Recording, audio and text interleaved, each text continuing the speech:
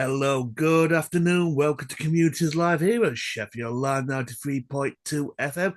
And we have filmmaker Daniel Everitt-Lock. Good afternoon. Afternoon, Chris. You right, mate? I'm all right, thank you. Thank you for joining me today. So, give us a bit of background. Tell us a little bit about yourself. Yeah, man. Yeah, I've been a filmmaker for the last 14 years, mostly as a cinematographer. So been shooting features and TV for all that time, and now I've just made my feature directorial debut with Our Planet: The People, My Blood, which is a documentary about nuclear weapons testing. And I mean, to our listeners at home will want to break into filmography or cinematography. I mean, what advice would you give to our listeners? Oh man, it's a difficult one. I think everybody's story is different. Everybody's like way into the film industry is completely different. I would say, reach out to some people who, if you're trying to break in initially, like reach out to some experienced people. People want to talk. You talk to them about creative things rather than like business, then and like just asking them for work. You talk to them about creative things, reach out that way. People really want to engage. And I mean, who are your main influences? And also, if it was anybody that you could work with in the near future, who would it be and why? Oh man, a lot of different influences actually. I mean, mostly I gotta say some amazing directors like like David Fincher and Christopher Nolan and even like Sam Mendes and Darren Aronofsky kind of thing. They're absolutely fantastic directors that I really engage with their films, which is kind of different than some of my approach, honestly, particularly on this film kind of thing. Yeah. Um, but I think if I could work with anyone right now, I would I'd really love to work with David Fincher in some way. That would be kind of incredible. Well, hopefully, he's watching. Fingers crossed. I mean, that will be a dream come true for Well, you me. never know, man. You never know. And I mean, I want to talk to you about your documentary film. It's called Our Planet, the People, My Blood. And I mean, Mm, I've just watched the documentary. It is such a harrowing watch. I mean, it's mm. absolutely unbelievable what these people have gone through. And I've got to Yeah. ask you, I mean, how long did it take for you to actually put the film together? I mean, it must have took quite a long process for you to put it together. Been quite, man. Ultimately, I originally wanted to do this about 9 years ago. And but at that point, I kind of didn't really feel ready within like documentary. I hadn't shot enough documentaries to kind of feel comfortable to take on this subject myself. Yeah. So it was about 3 years ago that we started the journey on this one, and it kind of became this initial pitch idea that we shot with five different atomic veterans in the UK. And then suddenly it ended up becoming this worldwide documentary about all the communities impacted by nuclear weapons testing. Yeah. And I mean, nuclear weapons testing, I mean, it's just, I mean, it's, I'm at, to be honest, I'm just lost for words. I mean, because it's like, the people don't actually realize the effects that it affects the world and the people itself. I mean, it's like, oh, it's just horrendous, absolutely Yeah. horrendous. Yeah, I And mean that was the whole point of our documentary, man. Really, it's the fact that we, 9 years ago when I first came across this subject, it was a thing that it was actually a short documentary that I'd seen that was on Vice, yeah, and that I was so kind of dumbfounded by this thing and not knowing anything about this subject. I had a chat with like a lot of friends and family and stuff about this thing because just chatting about it kind of casually. They didn't know either, yeah, and it became a bit of a realization that ultimately a lot of people don't know about what actually happened, during the Cold War and even up to now, and how that is still affecting us today, and yes. how that's had impacts on the planet. It's touched everyone in some degree, and obviously particularly the communities and the people that the millions of people that were affected directly by the nuclear weapons testing programs of all the different countries, not just the UK. I mean, I watched when I watched the documentary. There was a clip with Oppenheimer as well. So, and I mean, he was the Mm, first scientist who actually created the atomic bomb. And I mean, that has got it was one of the worst inventions you could ever make, and unfortunately, it's still going today, which is it's just yeah. I mean, I'm just speechless with how bad it's still going today, and every Mm. it's still unfortunately a lot of people in the government and the army are still using nuclear weapons. Unfortunately, Yeah, I mean the stockpile is still there, and it's kind of there's huge amounts of them that still exist. It's ultimately this idea that really they're of absolutely no use. They're an incredibly costly weapon that has absolutely zero use or application. Even in a tactical concept, leaves it still leaves too much of a mark on the civilian life and an unpredictable mark on with regards to the fallout. yeah, So it's an absolutely useless, incredibly expensive piece of technology it, that yeah. kind of leaves us in this this horrible kind of position where we're always, only 30 minutes away from, as horrible as it sounds, Armageddon, really. It It's very, very crazy. I mean, it sounds similar to what happened with Chernobyl, really, because I mean, oh, it wasn't a Mm, nuclear weapon, but it was a nuclear reactor, and the mm. afterlife of what happened at Chernobyl. I mean, they're still feeling the effects of the fallout today, and it's like you would have thought that people would have actually learned their lesson with using nuclear weapons. You would have thought they would try to have put a stop to it all. Yeah. Well, this is the thing, isn't it? You look at the famous stories like Chernobyl, that's a very well documented piece. And, even like the HBO series Chernobyl, like I was, brought a lot of, even more attention again later down the line to this issue and stuff. What you've got to consider is actually that Chernobyl is only one of a huge number of places that is impacted by all these radiation issues. And Yeah, that's what our documentary covers. And we don't even cover all of them, not even close. We cover just a few that affect more of the Western world. You go far beyond what our documentary covers, and you're looking at places like Kazakhstan where they have the polygon there, and that's just irreparably damaged. There's so many places that are just like that that are um, not documented and not kind of known in the kind of public space as much as they should be. yeah, I agree. And I want to say to you, I mean, I want to ask you, Daniel. I mean, if the Mm. government, if any of the world's governments are watching this, I mean, what would you like to say to them? I mean, because this is a powerful message that needs to get out there. That we shouldn't be using Mm. nuclear weapons. I mean, if they actually watch this, what would you like them to possibly do if they could do anything? That's a big one, man. I mean, ultimately, really, the only way forward, yeah, it's a difficult situation, isn't it? It's the whole idea is that nuclear weapons are there for deterrence, and the idea is that one country has them, another country has them. They stop each other from using them by the fact that it's mutual destruction. Yeah, but deterrence theory really is completely unknown whether it actually works or not. And if you look back at like World War One, it's clear it kind of doesn't. So the thing is, I think really the only way moving forward to do this is you need to disarm all of these weapons for everyone. You need to have people like NATO and stuff should be looking at making sure that no one is creating these weapons. That's obviously an important thing, but they need to all be disarmed ultimately. That's really the ultimate goal. Now, how possible is that? It's such a political issue. It's massive. And how do you approach a situation like that where you have, say Russia and the US both, you know, on the trigger all the time, Yeah, who's going to do it first?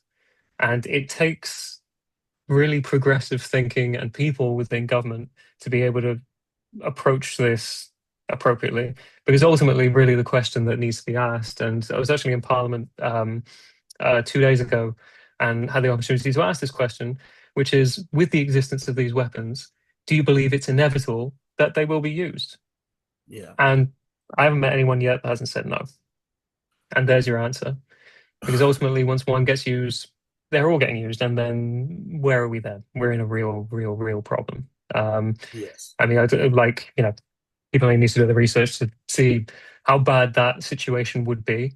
and how quickly that would escalate and how quickly that would cause mass casualties across the whole planet. So it's a very um, it's a very dark subject. It is. I mean, but Yeah. it's one that we need to talk about as well. I mean, it is frightening. I mean, it really is Mm. frightening for people.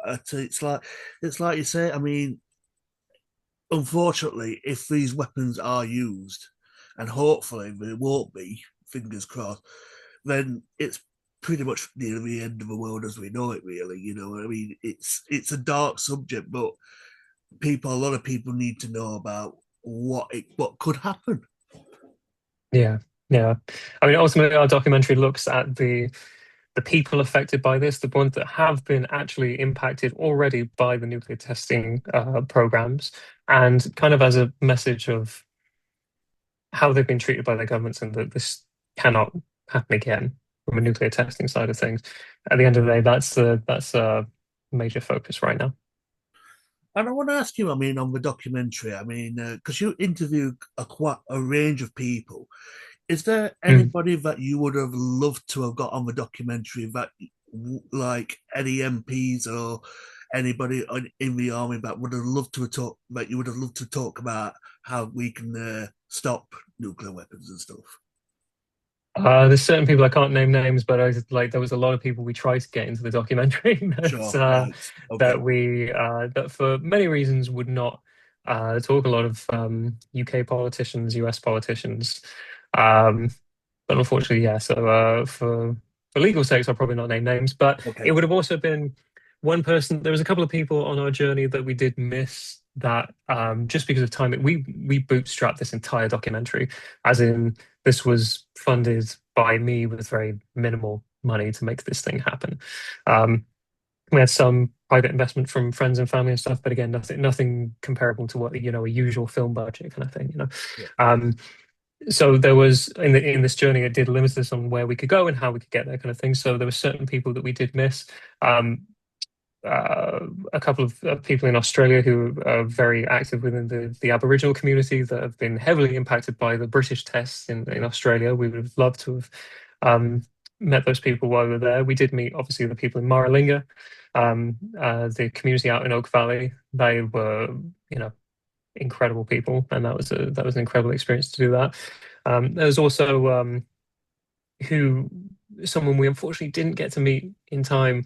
Um, uh, her name slips my mind. She's a Hibakisha who won the Nobel Peace Prize for ICANN. Oh. ICANN, the organization, actually endorsed our film, which is great, but we didn't get to meet her in time, unfortunately.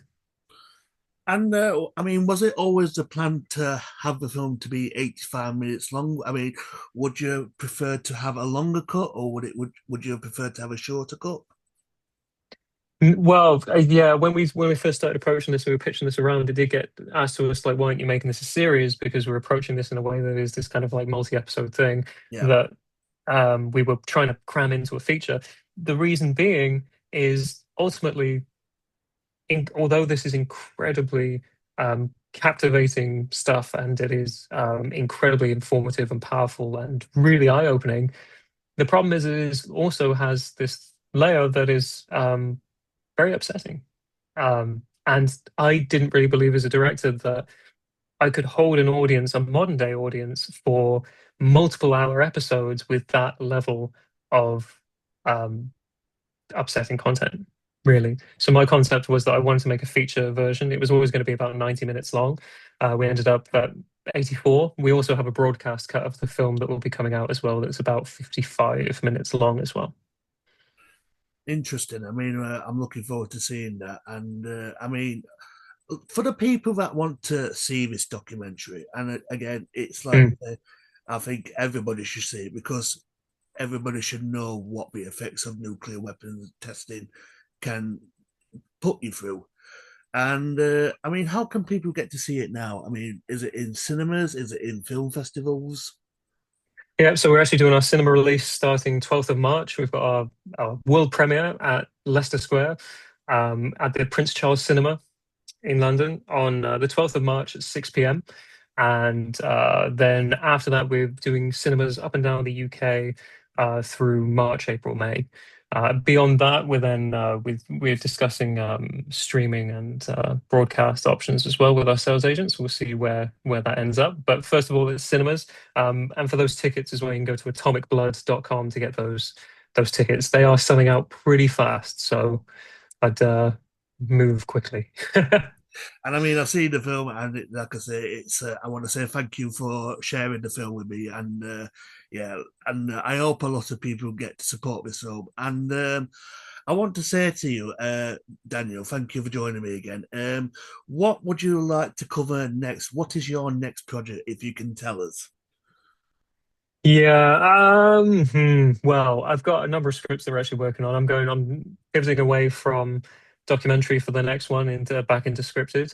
I'm going to be shooting there's one of two features right now, which may be a horror, which be entirely different to this, or another one that's actually a drama piece that is associated with one of the stories of one of the veterans in this film. So watch this space, ladies and gentlemen. And also, I mean, would you be interested in doing a possible sequel to this documentary in the near future? Hmm. I think if we have some progression on the issue within the UK, which is coming, we feel, then absolutely. That would be something that would be pretty intriguing to do. But I think next time we would approach it in maybe a different way, and maybe we would do a series on a more specific angle, maybe. Who knows? So again, watch this space, ladies and gentlemen. And I want to say thank you for joining me, Daniel. It's been an absolute pleasure meeting you today. What would you like to say to our listeners who is currently listening right now? Yeah, please, if you want to see this documentary, we are doing cinemas up and down the UK. As I say, we've got a world premiere 12th of March in Leicester Square. Just to visit atomicblood.com, and all the screenings are there for you. You can buy your tickets there. Yeah, atomicblood.com. And I mean, one more question I forgot to ask as well, because I Oh, mean, for the people that want to go and see the film, can you tell us a bit about mm. what the film is about, even to our listeners? Yeah, of course. Yeah. So it's a global expose of nuclear weapons testing, communities affected by nuclear weapons testing. We focus in very deeply on the story of Alan Owen, who is the descendant of a British nuclear test veteran. And his father was present for over 24 atomic and thermonuclear weapons detonations, which completely altered his DNA. Yeah. And now his entire family and that entire bloodline is now has all of these different genetic issues, mostly heart and teeth um, issues. And this is the same for all of the British atomic veterans that were affected at these tests. And all of these issues are continuing down the descendants, and there is no study being done into these guys. So we follow Alan and his story right now, looking for compensation and justice for the British atomic veterans and their families. Well, I really wish him the best of luck, and I hope he does get the compensation and justice that he deserves, and many more as well. Amazing, Many more. amazing guy, man. Yeah, definitely. Daniel, it's Mm. been an absolute pleasure. Thank you so much for your time. Thanks so much, Chris. Cheers, mate.